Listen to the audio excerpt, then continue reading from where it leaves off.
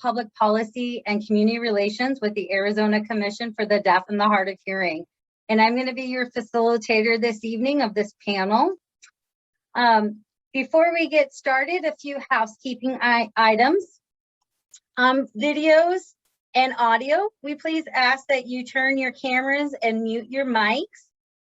We do have 2 American Sign Language interpreters on screen, so we're trying to make sure that we limit our boxes in the gallery view. In addition, I wanted to also just let you know that we do have captioning available through a CART provider. So if you would like to turn on your captions, you can go to the bottom of your screen and there is a caption. You can click on that and it'll tell you to turn for you to turn on your captions. In addition, another housekeeping items is we are going to be monitoring the chat box for any questions that may come up from you all in the audience. We have set aside time as part of this panel for your questions and for a healthy discussion. During this time, if you would prefer to ask your question via video, that's when we will call your name and then ask you to turn on your video and your mic. But when you're asking a question via the video, we ask that you raise your hand by going to the reaction icon at the bottom of your Zoom page and click raise your hand. And that's how we'll go in the order that we see the raised hands. But if you don't want to turn on your video or audio, feel free to put your question in the chat box. And like I said, we'll go through all of those questions at the end of the panel. So thank you on that one. Also, if you are joining us today by the phone only, and if you have a question you want to ask, you can also raise your hand by pressing *9. And we'll see it on our end, and we will call your name or the number that you registered via the Zoom and to ask your question. All right. Now that we've gone through all the housekeeping items, we're going to go ahead and get started for our panel. It's really about safety. I want to say thank you for taking your time out of your evening to attend this panel. For folks attending, I'm sure you had a long work day, had kids at home, families to take care of. So we really do appreciate you taking time out of your lives to spend the next hour and a half with us discussing this really important topic. We hope you've had the opportunity to review the Preventing Sexual Abuse in Arizona Schools Best Practices Policy Report and Recommendations. In today's panel, we are going to discuss aspects of those recommendations and how schools can use this report to review and modify current and existing policies around the subject. In addition, we're going to have some conversations around how parents and caretakers can also engage their schools and their school districts on implementing and some of these recommendations from this report as well. I do want to also acknowledge that this subject matter is not without some controversy. It is not the intention of this panel to delve into that controversy, but rather to have a respectful and courteous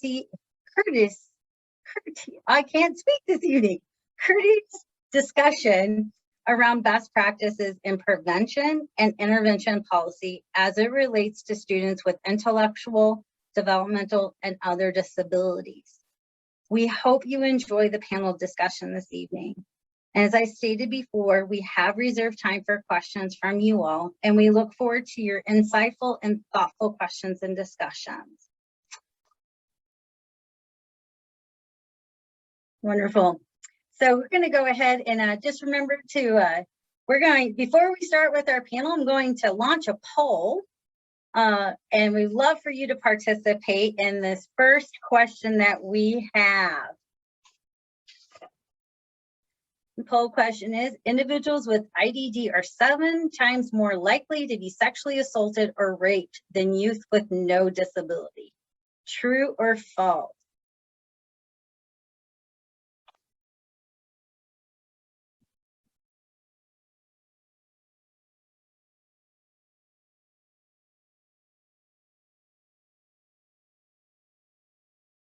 All right.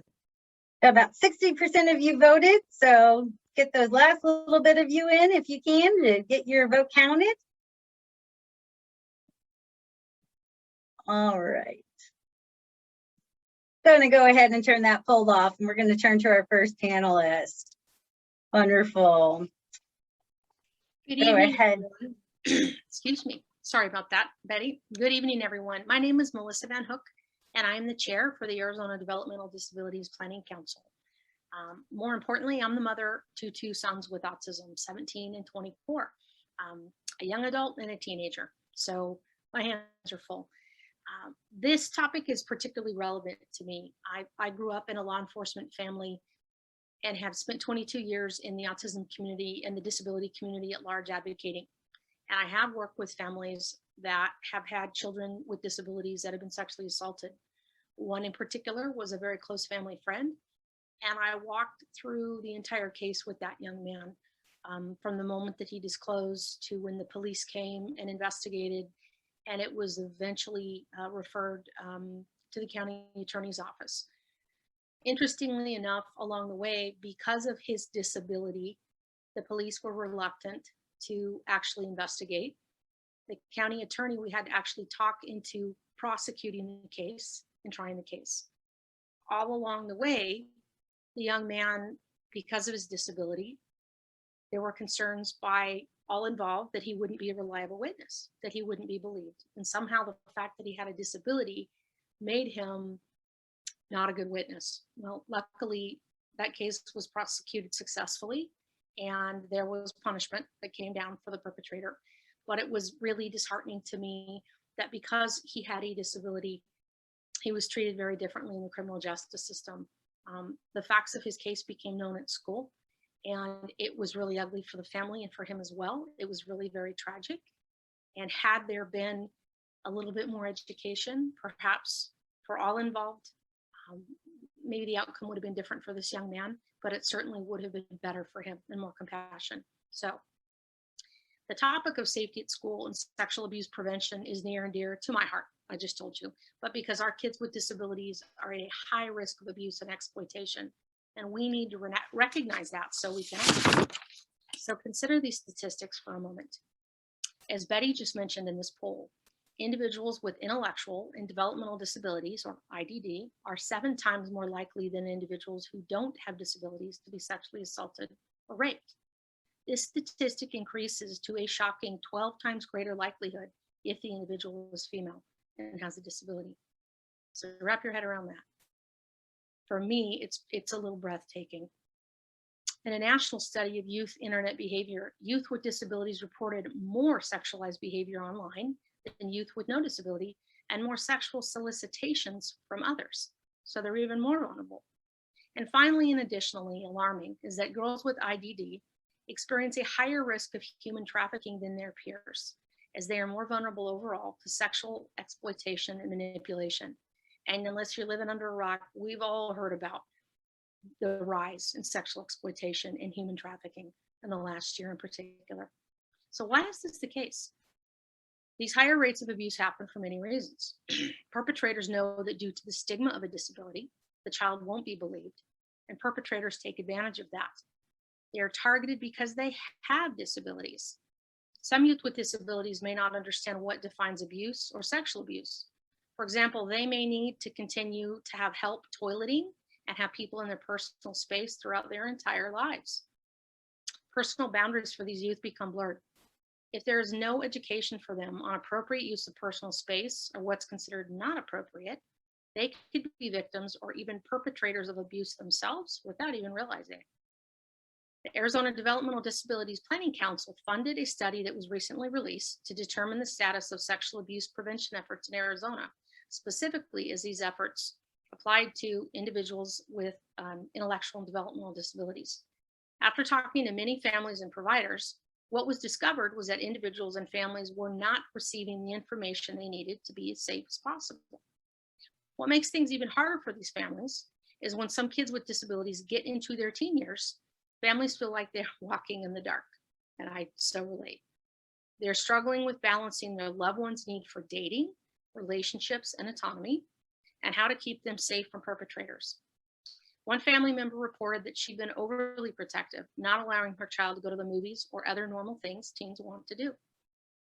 That is a dilemma we all experience, whether or not our children have disabilities or not. How do we keep our loved ones safe while allowing them to be a teenager and develop a sense of self? There is a huge need for kids and teens with IDD to learn what is acceptable behavior and how to respond appropriately to others' actions in environments where they are typically taught to comply with every direction. And this for me is particularly a little frustrating because I think our children in special education, boy, we're harder on them than we are on the typical population. We ride their behavior like nothing else. They have people around them all the time telling them where they need to be and how they need to behave and what they need to do. And it's expected that they comply. That's how they relate to adults in a school setting and people in authority. So it makes them even more vulnerable to perpetrators. So our kids and parents need a variety of reading materials that are written in plain, accessible language at a developmentally appropriate level, covering topics such as body boundaries, grooming, and other unsafe behaviors, and what to do if you or someone you know experienced sexual violence and abuse.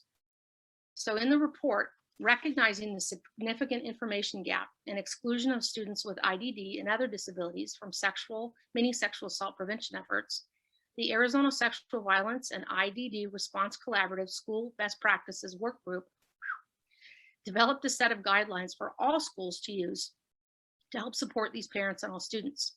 It's not just one, but several organizations came together to develop these guidelines after an exhaustive literature and policy review. The hope is that these voluntary guidelines will provide schools with ideas and resources that will help them to be more intentional when it comes to including all students. So there are 5 recommendations in the report along with the resources. Number 1, adopt comprehensive and inclusive health education curricula, policies, and materials. Number 2, strengthen the duty to report state laws and district and charter policies around reporting. Strengthen, I hope I said that, strengthen the duty to report. Number 3, create and implement policies that promote supervision and minimize one-on-one contact with adults.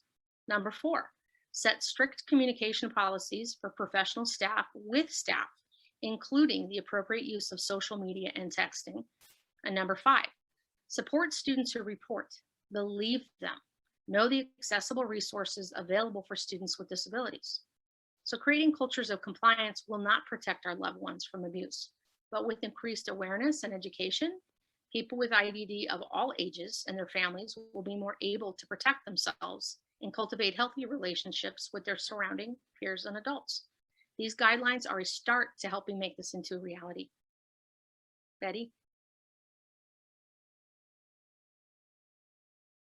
Wonderful. Thank you so much, Melissa. I think you just summarized everything in the program purpose and what we've been doing for the last 18 months as part of this work group and the overall collaborative. So thank you so much for being here today and for sharing the stories that you shared and highlighting those recommendations. I appreciate it. Thank you so much. You're welcome.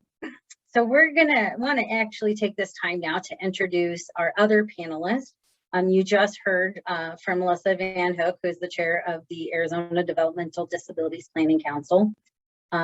Next on our panel, we have Gianna Zola from Special Olympics. You want to wave, Gianna? And then our next panelist that we have today is Jamie Edgin from Sonoran UCEDD. Thank you for being here, Jamie. Next, our other panelist is Miss Lachey Brown, and she is from the Arizona Coalition to End Sexual and Domestic Violence, also known as ACES-DV.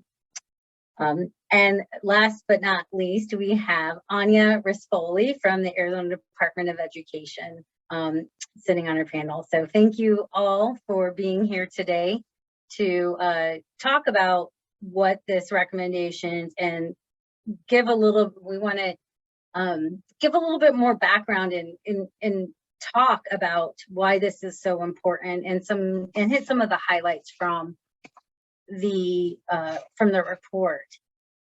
And I'm going to just go right in because we had this panel last week and then we have it again. And so, you know, we chose this time for parents and for other individuals who are working during the day for this evening class. And it just seems like every time I turn on the news, there is an article or a TV segment on the news around an incident related to school personnel, teachers, and incidences around social media and inappropriate communications with students. Whether, you know, it was a couple months ago where students with developmental disabilities, this morning, it was a student from a gen ed class. But it just seems like every time we turn around, there is some kind of inappropriate communication or inappropriate behavior happening to our students. Anya, I'm going to ask you this question as I just framed this. Because when we think about where we moved everything online, and because of COVID in the last year, we had to make that shift, and parents made that shift, school personnel had to make that shift, teachers made that shift, and everyone's been using electronics. Thinking back on the recommendations that the report has, how can schools ensure that students are safe so we can reduce the number of incidences? Can you talk a little bit more about that? Sure, absolutely. Well, as Melissa mentioned, one of the recommendations is making sure that there are strong communication policies in place, and that is imperative to making sure that social media is being used appropriately by students and the adults who they're working with.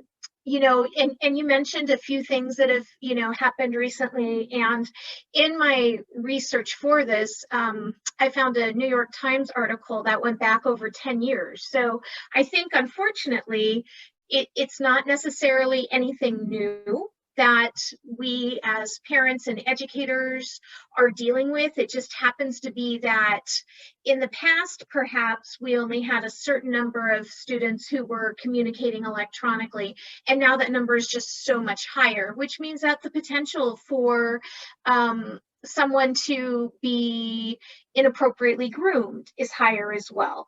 We have students who perhaps were not in the position to do any type of communication via social media in the past, and due to COVID and being at home, that is something that has increased. And so I think from, you know, from a school perspective, the important thing is that you have a well-established policy pertaining to communication and students and how those things happen in social media.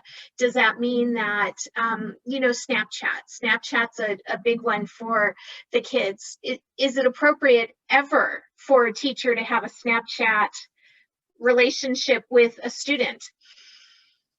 You know, I'll just say I would not allow my student to share Snapchat information with one of their teachers, because that's the intention of Snapchat isn't necessarily one. I mean, it's something where something will show up and disappear. And so you definitely don't want to put children in a position where they can be groomed and it can't be backed up with any type of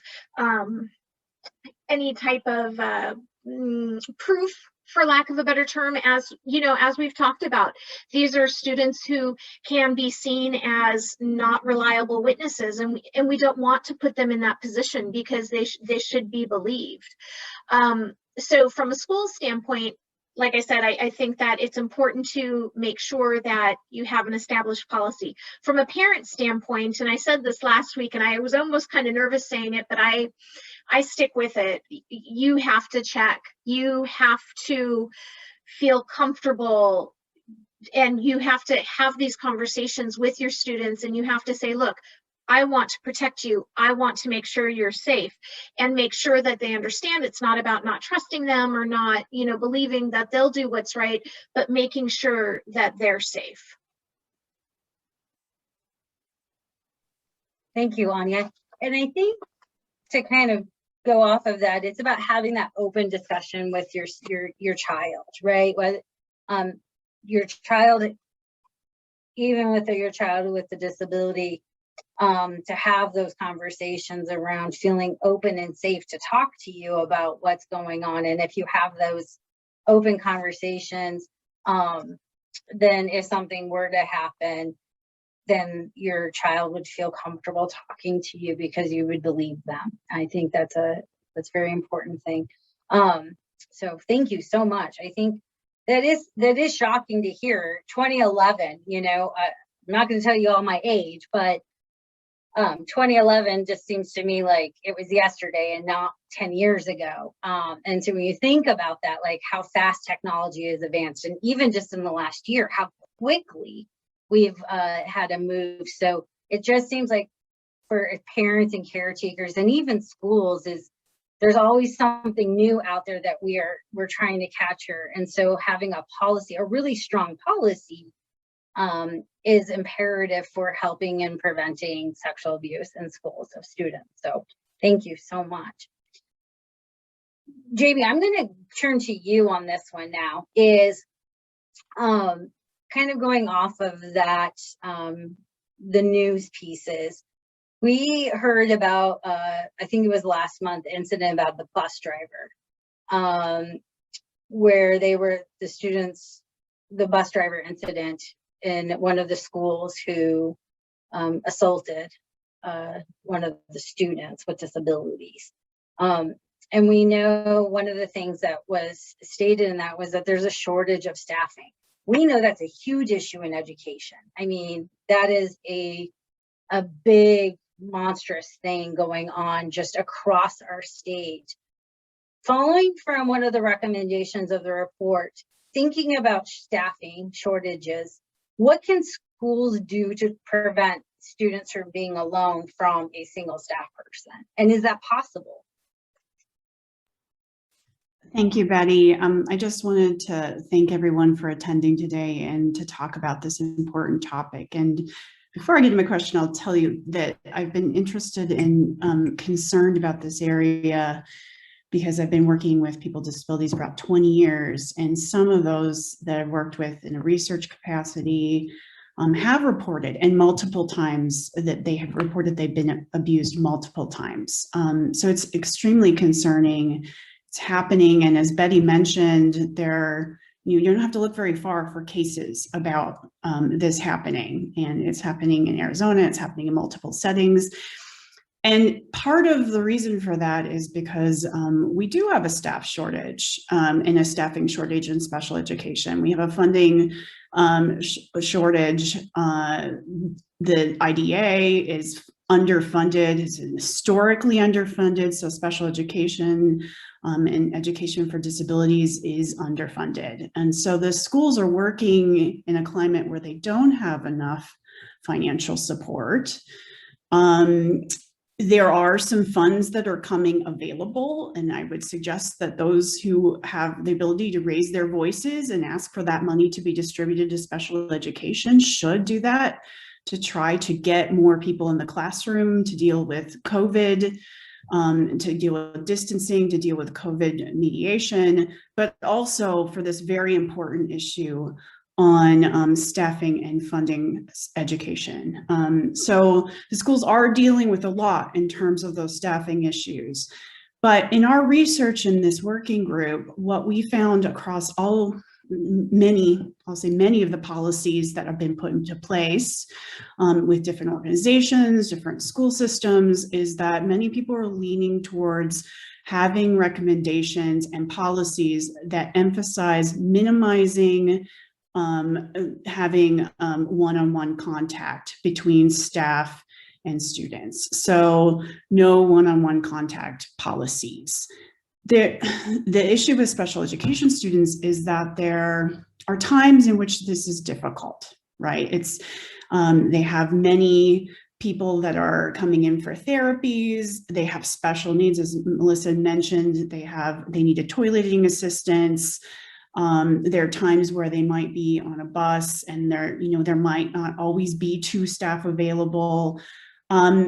Districts have put into place some policies to try, and this varies district to district. We're dealing with that in Arizona, that, you know, district by district, they set the policies. So it varies across all schools. There's no standard policy, which is one of the reasons we put this report together.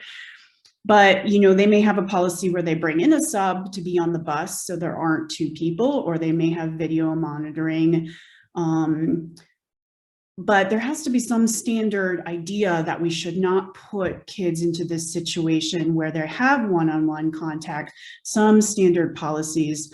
With the toileting situation, that can be, you can help with that situation by saying, hey, I'm taking this student, you know, the teacher can identify that they're taking the student aside.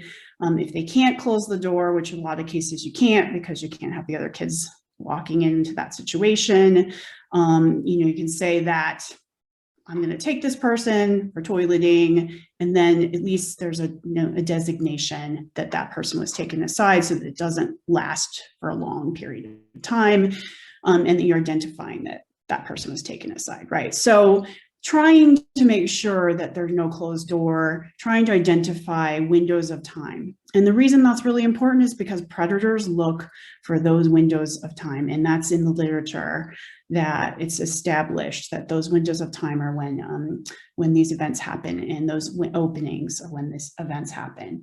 So in order to remediate some of these events and move forward with better outcomes, we do need more funding for special education. We need more monitoring. We need help with that.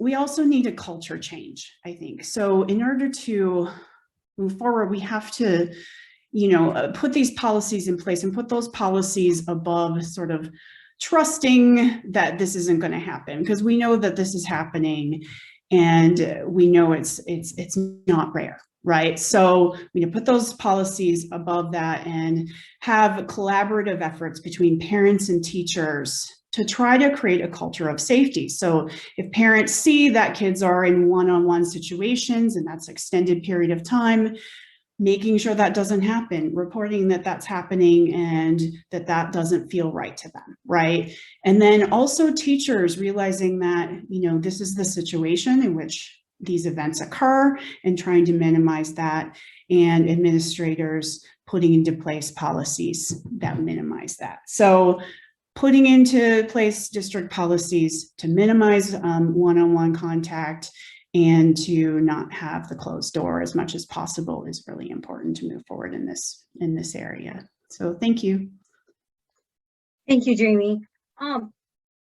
So before we move on, last week when the question came up around the cameras on the buses, and I think that was a suggestion made in earnest, right? Like someone was like, "Well, we have cameras on our buses," and I sat and I thought about them, like, would cameras be on buses, for example, be a mitigation or prevention strategy for policy? What do you have to say about that? Well, so I think the issue, I mean, it's good to have the monitoring. I'll say that. So it's better than not having that monitoring. But those kinds of strategies only work if they're monitored regularly, right? So if the person thinks that somebody's going to be watching that video, because the situation that came about last month was the person covered up the camera. So that can happen if it's not monitored. You know, you won't be able to tell that that's happened, and yeah, so it's not a complete, you know, cure for it, for sure.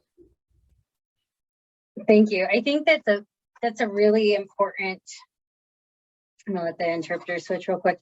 Point is that it's not just about implementing the policy, but it's about having mechanisms in place, whether that's monitoring the policies, or, you know, having some enforcement mechanism for the policies of what's going to happen to that. And that actually is a great segue to you, Lachey. We know that despite the prevention or policies and the best of intentions, unfortunately, abuse will happen, and it will happen to students. And so much focus is on prevention, which this report is about that. But when we think about it in that terms, when abuse does happen, it's almost like the survivor is lost from the discussion. So what can schools, parents, caretakers, community, I'm giving you, I know a lot here, but what can we do with students with disabilities who have been abused? How can we better support those students? Yeah, so thank you for that, Betty. And I want to take it a step back and just kind of go back to what Jamie said, really about the cure. When we talk about things like cameras and things like that, that's more of a deterrent, but it isn't preventative, right? Cameras will not stop abuse from happening. They deter it from happening because there is evidence that other people can see, but it doesn't stop abuse. So instead of saying how can we stop it, or how do we help survivors after it's happened, how can we stop it from happening at all, right? If we switch to that kind of focus, if that's why prevention and talking about prevention is so important from preventing more sexual violence, right? When we focus on prevention, we stop it before it even starts. So just following up what Jamie said. But to answer your question, Betty, it really starts with the first thing that parents can do, that schools can do, that our community can do, is to believe the youth with disabilities that come forward. So often when youth come forward, they're dismissed, they're overlooked, or they're seen as not credible and not believed. And I know some of our panelists have already said that. And this really can be damaging for youth. And research has shown that first initial response is the one that's most important. It's the frame of reference that people use for all their other experiences. And when people have a positive first response, it's shown that they have less distressing psychological systems, they're more likely to report in the future, and they're more likely to seek support as well. So again, that first response is the one that's most important. So when we're going through this whole process from that initial disclosure, to the end of the experience, we want to make sure that we're telling that person that we believe them, but we're also demonstrating that we believe them as well. So when we do that, other things will follow, right? Meetings with administrators will follow. The youth will continue to open up to us and tell us more about what they're feeling, what they're experiencing, what else is going on. Then we'll see an increase in investigations, an increase in resources, and an increase in support. All those things start when someone believes the youth coming forward. Another key thing, which Betty, again, I feel like Betty read my notes, we're on the same wavelength, is making sure that the students' needs and concerns are at the center of this whole process. I think that often what we find, despite our best efforts, right, the student gets left out of the whole conversation, and there's this intense need to focus on reporting and the investigation piece. Now, of course, those parts are an important part of the process, but the youth or the student should be the focus and our priority when we're talking about school abuse prevention. We don't want to add more trauma to the experience by leaving them out or not considering what they're going through. So centering those needs is important. And I think the last thing I can say, which sounds very cliche, but it's to support the student. We have to support the student. We have to support the student. And some of the ways we can do this is by recognizing trauma. So in particular, often youth who experience sexual violence or sexual abuse are characterized as acting out, right, after the experience. When in reality, if we think about it, disengaging or not focusing or being more aggressive or frustrated or crying or leaving class or withdrawing from loved ones and anxiety are all normal trauma responses. So instead of our first or even second thought being punishment or just stopping that behavior and not first asking what's wrong with you, we can change our thinking to what happened to you and how can I help? And then we also want to make sure that we're connecting that person with support and resources. So we have you. I also want to shout out a particular group in Arizona Bloom 365, they have youth advocates, and they also have youth advocates for folks with disabilities. We can connect them with other sexual assault advocates who can connect them to resources like therapy, like support groups, like legal and medical services, like healing modalities. We can also take the time to answer folks' questions, right? A lot of us have never been through this process, and the reporting process, no matter who you are, can seem scary, can seem overwhelming, and can seem like a lot, especially if there are some people who still don't believe you at the end of the day. So we really want to make sure that when we're going through this process and saying that we believe survivors, we're taking that time to explain the process and consider how their trauma and their worldview might have been affected by that experience. And then we also want to make sure that we're listening and letting survivors express their emotions, and that we're letting them know, again, reiterating that we're there to support them and constantly reminding them that it's not their fault and correcting victim blaming when it does happen.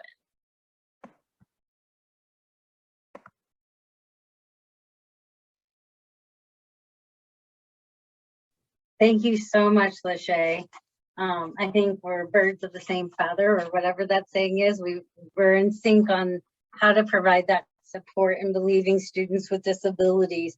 And I think that's one of the things that stood out for me this morning, as I mentioned the incident with the gen ed student, is that student said, yeah, this has been happening, and no one believed us. Like indicated, multiple female students had been harassed by that teacher, and she was so brave to get up and say this has happened, but no one believed us when we reported. And so then that gets compounded with that with students with disabilities, and not having accommodations to be able to make those reports and be believed and supported in those resources. So I really appreciate those tips and those tools for those parents and caretakers and the community that are listening to this panel.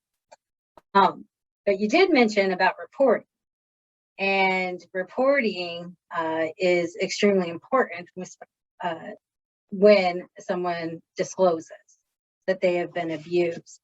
Anya, in the report, there were recommendations regarding mandatory reporting training and ensuring all staff and school personnel and volunteers complete training on recognizing and reporting abuse.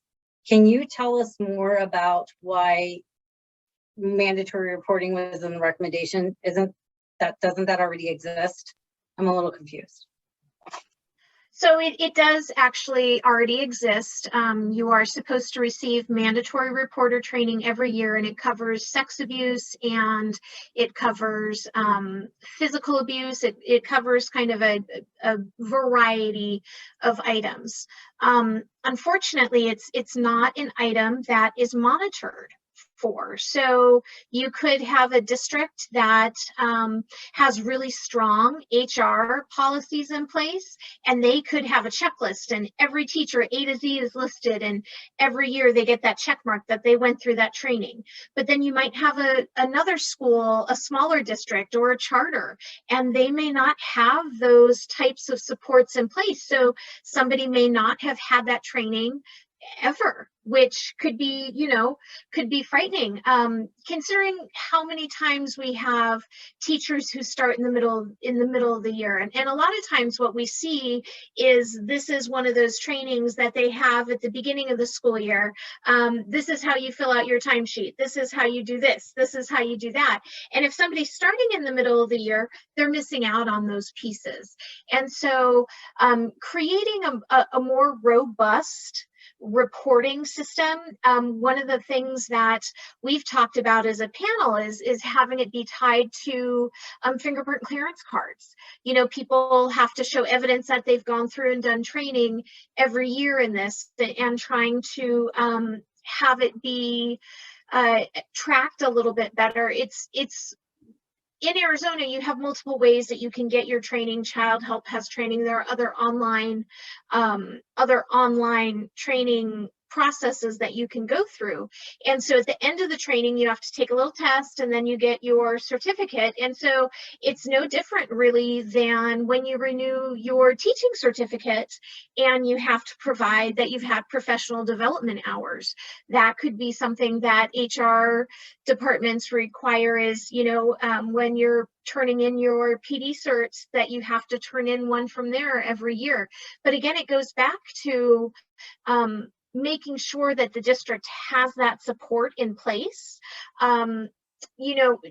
As an educator, that was something that, I held myself responsible for. So maybe part of it is also just making sure that educators know that this is your responsibility. And if things change, it's your responsibility to understand the changes. And, as Lachey said earlier, part of working with students, especially students with intellectual disabilities, is understanding that a behavior happens for a reason. So if you have a student who's normally just, goes along and is compliant in the class and tries their hardest, and then suddenly there's something different, an attitude change, striking out in violence, being aware of those things, that I think is going to be very important for teachers, classroom aides, lunch aides, all of those pieces. Anybody who sees sees the children on a regular basis, they should all know about these things so that there's more eyes. Because as we've already said, unfortunately, there will always be people who go into education for the wrong reasons. But if there are more eyes, maybe we'll be able to prevent them from being successful in their attempt to abuse. Great, thank you, Anya. I appreciate that. It was good. Thinking about the mandatory reporting training, one thing that stood out for me with what you just said was that the training itself is more this really general, broad kind of training, and it really doesn't speak to so much. I don't want to say, it's kind of like checking a box, right? Like it could be fleshed out a little bit more of what should be reported, and maybe, I don't know, maybe there's a potential opportunity for greater building of what, like recognizing abuse, both sexual and domestic violence, from especially with our students with disabilities. But did I hear you correctly? Did you say that that's not consistent across the state? Not every school is required to take the training? Well, if I said that, I would have misspoke. It is a mandatory training. However, it is not monitored. And Okay. So there isn't anybody who, so for example, when we go into a school and we do a monitoring with the Department of Ed and Exceptional Student Services, I look at a whole list of things that teachers need to be trained on every year: child find, different disability categories, that type of thing. That's not included in that. And, there's been some reporting that has been taken off of the state's plate and kind of added to the Office of Civil Rights. And so it would be easy enough to add kind of, and I hate to say a checkbox, but if you have somebody who has to attest to, yes, my staff has taken this training, they're more likely to make sure that training is actually happening, especially if you're attesting that to the federal government, So, and that's part of the safe schools, and that would be a great place for that to be tracked. Great, thank you for clarifying that. I appreciate Absolutely. That. Sorry about that. Okay. So, Lachey, I'm going to go back to you on this one, okay? See, my thinking brain's going on here, folks. One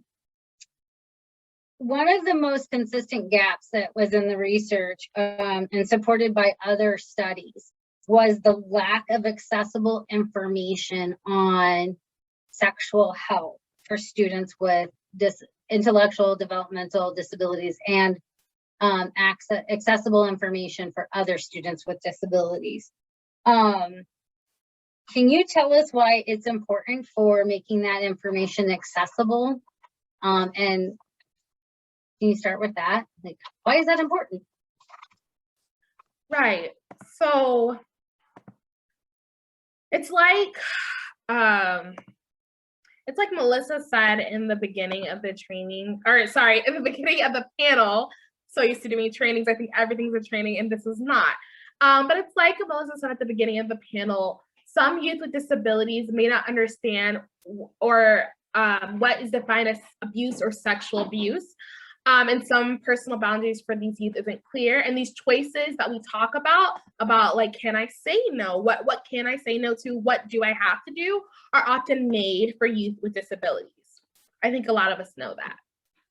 But more importantly, I think when youth with disabilities are left out of conversations about sex, about healthy relationships, about boundaries, about interpersonal body boundaries and bodily autonomy, about consent, right? All these things that lead to natural and healthy relationships, they have nothing to compare to when something bad or violent occurs. So when these topics are shrouded in secrecy, when we don't talk about them, it makes youth, but especially youth with disabilities, more vulnerable and really more likely to experience sexual abuse. Additionally, the research has shown that even if we as trusted adults, right, aren't talking to youth about sex and sexuality, they're still learning about sex from other sources. And more than likely, these sources are not accurate, they're not realistic or healthy, and they're not age appropriate as well.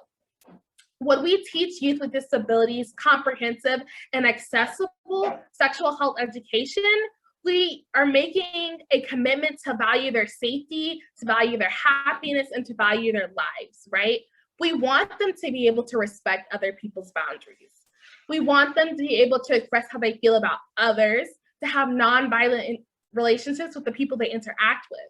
And unfortunately, when sexual abuse happens, we want them to be able to understand and contextualize those experiences. We want them to know that for themselves, that something not okay has happened, and we don't want them to have to deal or cope with those things alone. We want them to know where to go for support, who to talk to, and have some context about what happens next. I think everybody on this call, that's why we all showed up, we want youth to be protective. So when we commit to comprehensive sex education that's accessible across multiple abilities and intellectual levels, we are choosing to empower youth with choice and safety and care.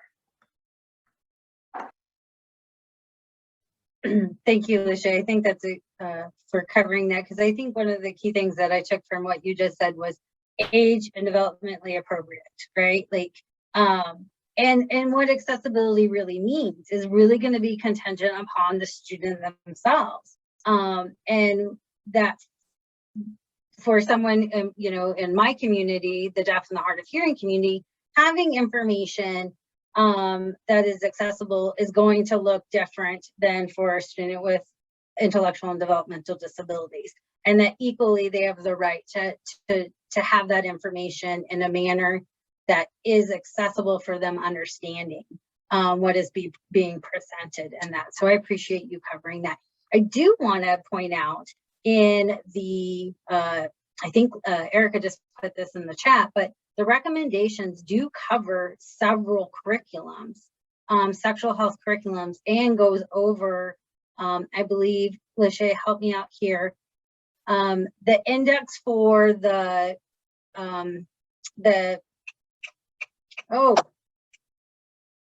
what should be covered and under what age or which class? What am I looking for? What's that called?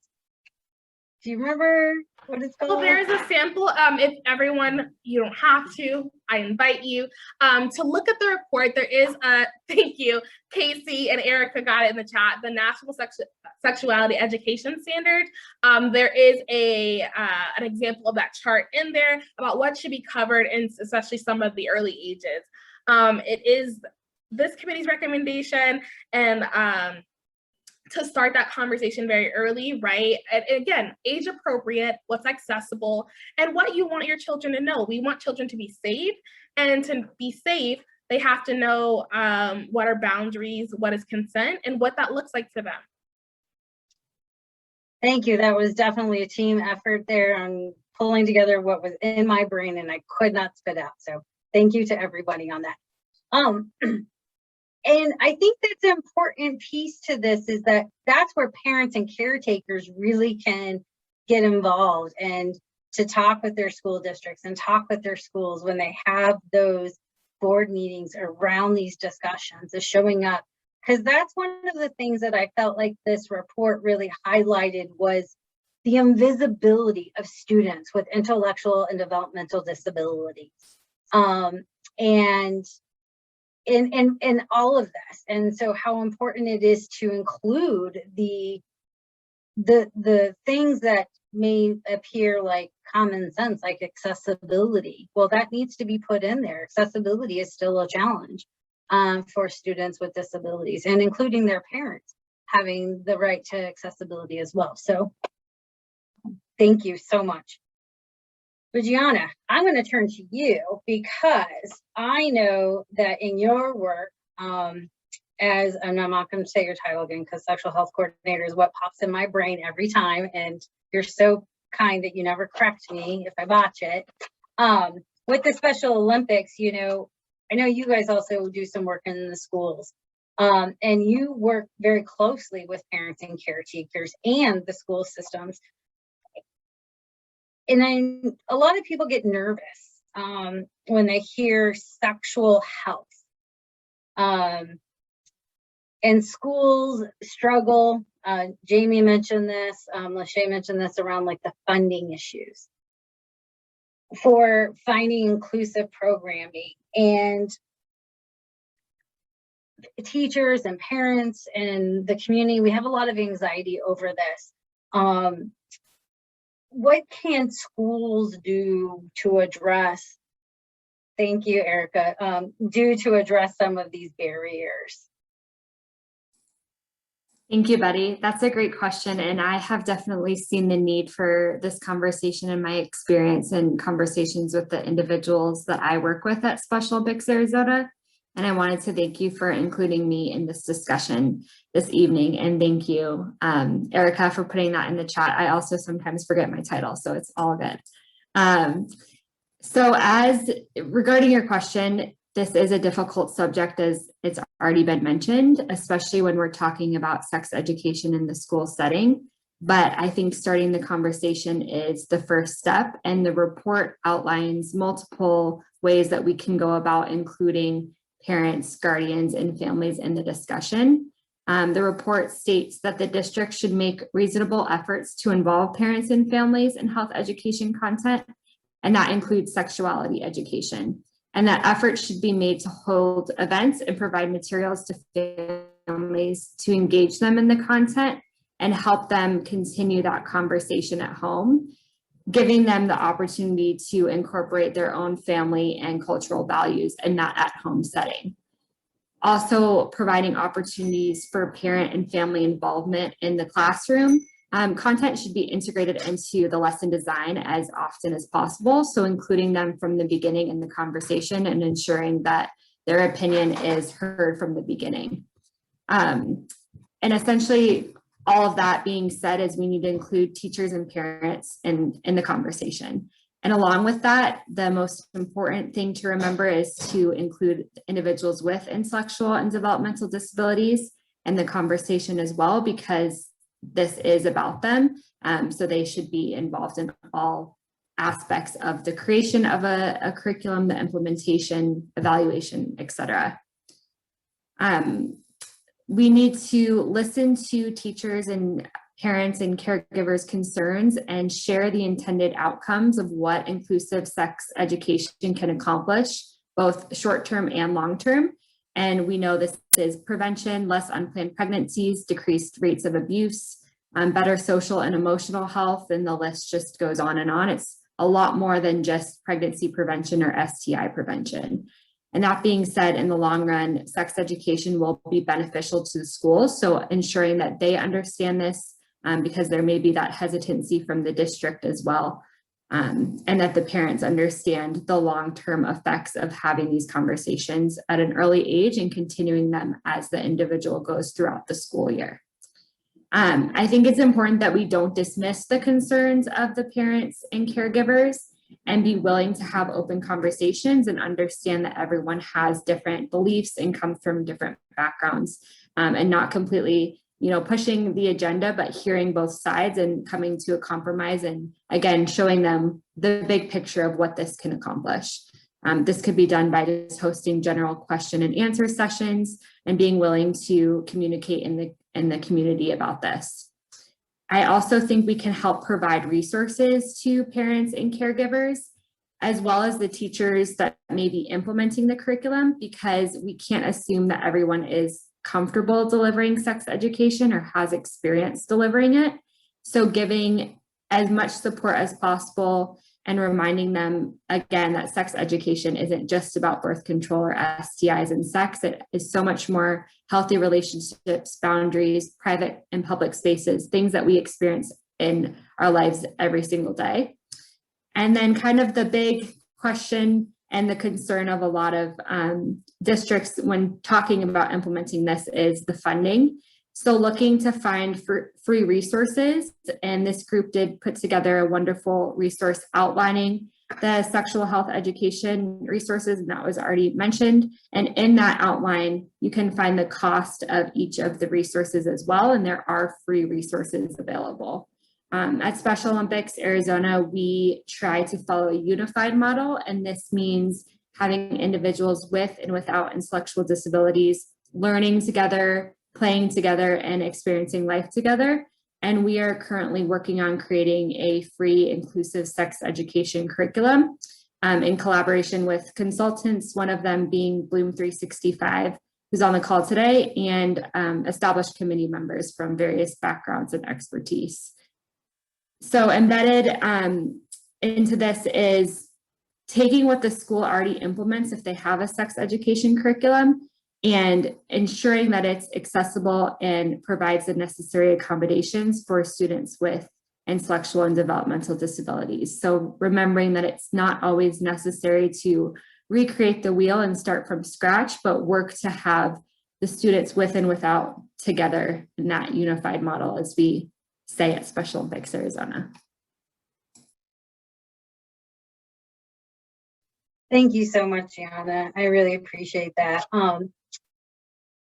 And I think it's really important to think about, there are free resources and there is help, and there's, that's the great thing about the community, is tapping into, whether it's a local nonprofit, like the Special Olympics, Bloom 365, ACES DV, and that there's those resources that are there to help. And then also looking and seeking out potential funding for helping making those resources accessible. And I appreciate that.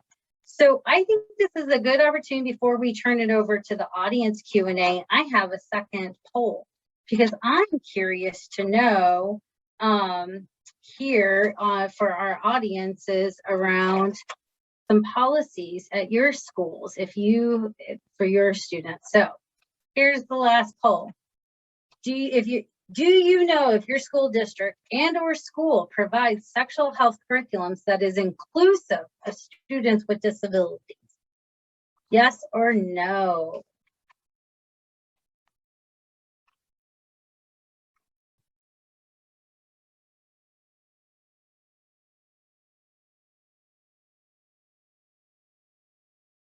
I know there's more people on. Jump on that poll real quick. I have a feeling we're going to be consistent.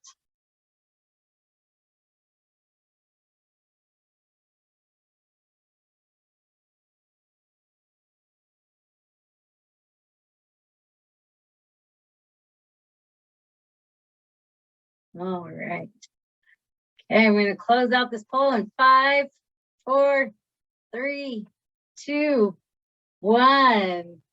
Well, what we just saw is that about 80% of individuals of our audience who took the poll indicated that their school's policy is not inclusive of students with disabilities. So I think that's just a testament to why we have these recommendations and why this work group came together, is to really highlight and to pull back the invisibility of this really important subject matter to students with IDD and other disabilities. So I want to say thank you to all of our panelists, but before I let all of you go, I want to actually turn this over to the audience, to the people who are joining us. Any of you guys have any questions for the panelists?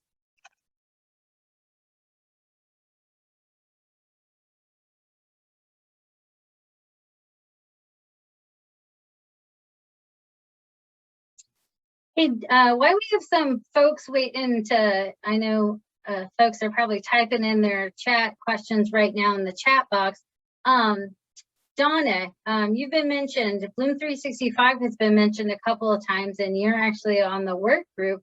Do you want to jump in here real quick, and do you want to say anything? Sure. Hi, everyone. Thank you, Betty. Thank you, everyone. So as mentioned, Bloom 365 is an all-inclusive organization providing services, prevention education, victim advocacy services, and interventions for young people who have been impacted by domestic, sexual, teen dating violence, or gender-based violence. Over the last year, we have been working diligently and intentionally to ensure that all of our curricula and our services are inclusive of youth who have disabilities. And we have some of our members on this call right now, Kiana, Mia, and Mary, who are working on that project with us in collaboration with Special Olympics Arizona, the Excel School in Arizona, and other community partners to ensure not only that the delivery of the services are available to all, but also, as we've talked a lot about here, that policies and the schools that we partner with recognize the need for inclusive policies to be inclusive of youth with disabilities. So we're just thrilled to be a part of this bigger effort across the state. It's unfortunate that it's taken up until this point for this to become so heightened and awareness to be around this, but it's inspiring to know that the resources are starting to flow this way so that we can ensure that youth with disabilities are safe and have the opportunity to build healthy and safe relationships.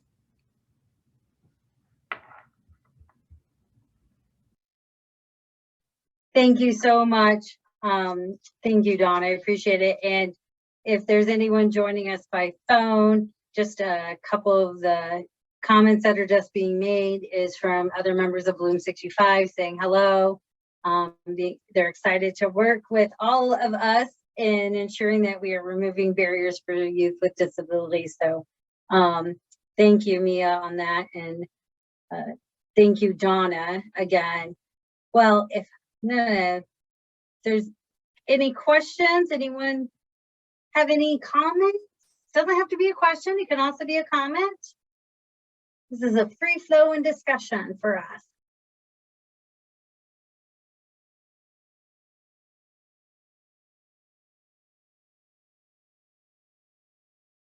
All right, well, I'm not seeing any hand raised, and I'm not seeing any further comments in the chat. I do want to say thank you again to everybody, our panelists, the folks who attended in our audience who took time out of their evening to join us today.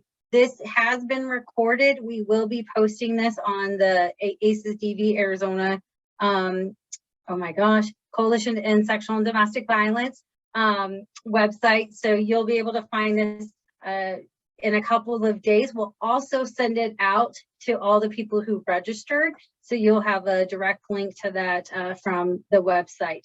So thank you all so much. And I really look forward to continuing to pull back the invisibility cloak around this topic and highlighting the need for including individuals, students with intellectual and developmental disabilities and other students with disabilities, and making sure all of this is accessible, including from sexual health all the way to reporting and investigations. The whole gamut needs to be accessible to our community. So before we end, I'm just going to go around one last time. Panelists, do you have one last parting thought for our members, for audience members? Melissa? I put you on the spot. Trying to unmute there. No, it's all good. It's all good. If somebody discloses to you that they have been sexually abused, something's happened, please believe them. Believe them. I mean, that's I think the biggest thing is that they need to be believed and listened to. That's number one. Well said, Melissa. Gianna?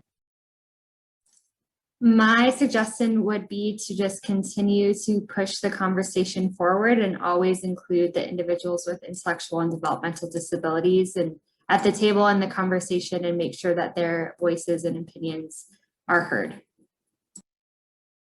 Perfect. Anya? I would say, as a parent, don't be afraid to have those conversations with your students. Don't be embarrassed by words of anatomy, and because the more comfortable you are talking to your children about these things, the more comfortable they will be telling you if somebody violates their boundaries. Thank you, Anya. Lachey? We choose every day to show up and support survivors. And we can do that in so many ways. So figure out how you're going to show up for survivors tomorrow. Beautiful. Jamie? Thanks, Betty. So I think that it can be hard for people to have this conversation. It can be uncomfortable, and it can be painful to acknowledge that this is happening to students with disabilities.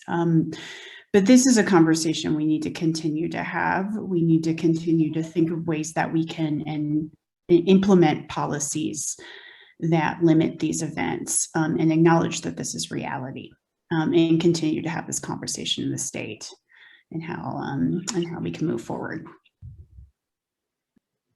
Thank you. Thank you, everybody. I really appreciate it. You all have a wonderful evening. Go eat some dinner now, get some sustenance in you, and you all have a wonderful rest of your week. Thank you. Thank you.